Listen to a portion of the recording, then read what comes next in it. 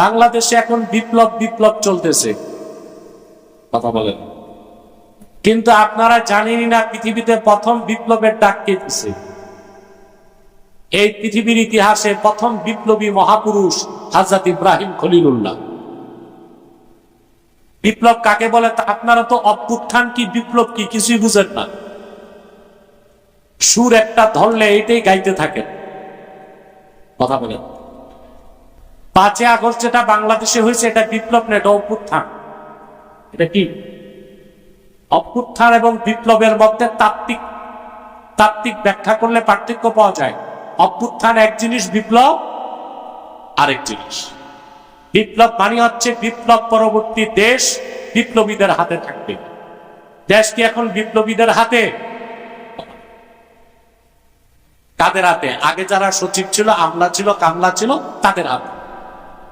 বিপ্লব মানে হচ্ছে বিপ্লব পরবর্তী দেশে ডিপ স্টেট, রাষ্ট্রের গভীরে যারা থাকে, পুরা সেটআপ চেঞ্জ করতে হয়। এটা কি চেঞ্জ হয়েছে? আগেরটাই আছে। এটা কিভাবে বিপ্লব? এটাকে আমি অভ্যুত্থান বলতে পারি। কি বলতে পারি? অভ্যুত্থান বলতে পারি। বিপ্লব কি? বিপ্লবের সংজ্ঞা হচ্ছে স্রোতের প্রতিকূলে সত্যের ঝান্ডা হাতে অবিচল দাঁড়িয়ে যাবার নাম বিপ্লব। আবার বলছি, স্রোতের প্রতিকূলে সত্যের ঝান্ডা নিয়ে অবিচল দাঁড়িয়ে যাবার নাম বিপ্লব। সেই পৃথিবীর ইতিহাসে প্রথম বিপ্লব করেছেন ইব্রাহিম আলাইহিস সালাম। ওনার বাড়ি ছিল ইরাকের বাবেলে। বাবেলকে ইতিহাসে এখন লেখা হয় ব্যাবিলন। কি বলা হয়? ইরাকে। কোথায়? ইরাকে। তিনি যেই পরিবেশে বড় হলেন, তিনি দেখেন সব হচ্ছে মূর্তি পূজারী, প্রকৃতি পূজারী, ন্যাচারালিস্ট, ম্যাটারালিস্ট, বস্তুবাদী, মূর্তি পূজারী, প্রকৃতি পূজারী, অগ্নি পূজারী। আল্লাহর তাওহীদের বিশ্বাস কারো নাই, শুধু শুধু ইব্রাহিম আলাইহিস সালাম। শুরু করলেন তিনি দাওয়াত। সুবহানাল্লাহ। স্রোতের অনুকূলে না প্রতিকূলে? প্রথমে তিনি দাওয়াত দিলেন তার আত্মীয় স্বজনকে। বললেন, তোমরা মহান আল্লাহর ইবাদত বাদ দিয়া এই হাতে তৈরি করা যেগুলোরে খোদা বলো, এই সত্য বেহুদা। ওরা মানতে চাইল না। উনি যুক্তি দিলেন, প্রমাণ দিলেন, সব কিছুর পর মানতে চায় না। এবার তিনি শুরু করলেন বিপ্লব। এই কোরআন সাক্ষ্য দেয়, সূরা আম্বিয়া। সুবহানাল্লাহ বলেন। হযরত ইব্রাহিম বললেন, তাল্লাহি লা আকিদান্না আসনামাকুম বা'দা আন তুওয়াল্লু মুদবিরিন। আল্লাহর কসম, আমার দাওয়াতকে তোমরা গ্রহণ করো না, তোমরা এখান থেকে পশ্চাৎপদ হলেই আমি তোমাদের এই হাতে বানানো মূর্তিগুলোর ব্যাপারে চূড়ান্ত সিদ্ধান্ত নিব। ওরা সব চলে গেল। তিনি একটা শক্ত কুঠার হাতে নিলেন, তারপর শুরু করলেন মূর্তিগুলো ভাঙ্গা। সবগুলো মূর্তির নাক নকশা ভেঙ্গে আল্লাহ কোরআনে বলেছেন, ফাজআলাহু তুসাদান ইল্লা কাবীরান লাহু লাআল্লাহুম ইলাইহি ইয়ারজিউন।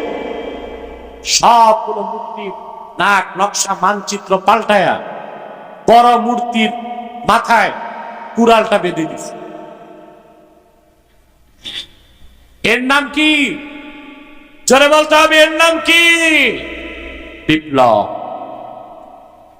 ওরা সব আসছে সকালবেলা, এসে দেখে ওদের কল্পিত খোদাগুলোর অবস্থা বেকায়দা, একটা আর দাঁড়ায় নাই। তারা বললে, এই কাজটা কে করছে? পৃথিবীতে যারা বিপ্লব করে তারা গোপন থাকতে পারে না। লোকেরা বলল, আমাদের এলাকায় একজন যুবক আছে, ইউকালু লাহু ইব্রাহিম, লোকেরা তারে ইব্রাহিম বলে ডাকে। এই রকম কাজ সে ছাড়া কেউ করতে পারে নাই। হযরত ইব্রাহিম পৃথিবীতে প্রথম বিপ্লব করে দেখায় দিয়েছেন। সুবহানাল্লাহ বলবেন। তা আমরাও কি ইসলামের পক্ষে বিপ্লবের জন্য প্রস্তুত আছি? সমস্যা এক জায়গায়, ইসলামের পক্ষে বিপ্লবের কথা বললেই পশ্চিমাদের মদতপুষ্ট দালালরা বাংলাদেশে বলে এটা এক্সট্রিমিজম, বলে দে আর এক্সট্রিমিস্ট, এরা চরমপন্থী। মানে ইসলামের স্বার্থে গরম হইলেই চরমপন্থা। তো 5ই আগস্ট কি হয়েছে? এটা কি শিথিল পন্থা ছিল না চরমপন্থা? আপনারা যত 15 বছর শুধু মাইক খাইছেন, কথা বলেন। ছাত্র জনতা যখন চরমপন্থা গ্রহণ করলো, ঢাকা ঘেরাও করছে, লড়াই হয় নাই? একদিকে বুলেট বোমা ট্যাঙ্ক কামান, আরেকদিকে ছাত্র জনতা জুতা স্যান্ডেল ইট পাটকেল। পন্থাটা চরমপন্থা, এটা শরম লাগে? আরে কও না। তাহলে গণতন্ত্র প্রতিষ্ঠায় চরমপন্থা জায়েজ, আর ইসলামের স্বার্থ রক্ষায় চরমপন্থা না জায়েজ। এই ভাওতাবাজি বাংলাদেশে চলবে না।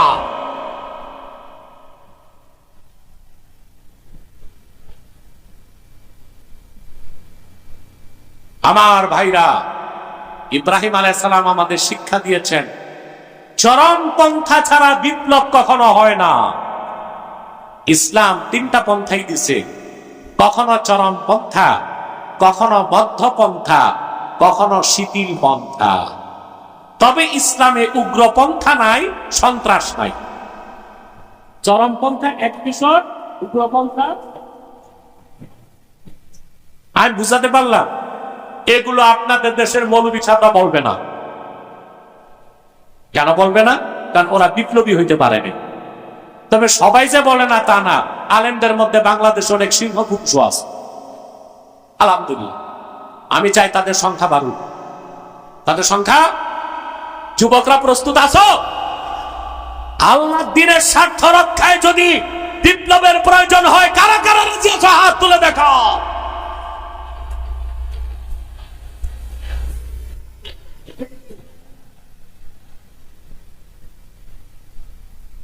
আমার প্রিয় ভাই ও বন্ধুগণ, আমি বসেছি, প্রায় তো 50 মিনিট চলে যাচ্ছে।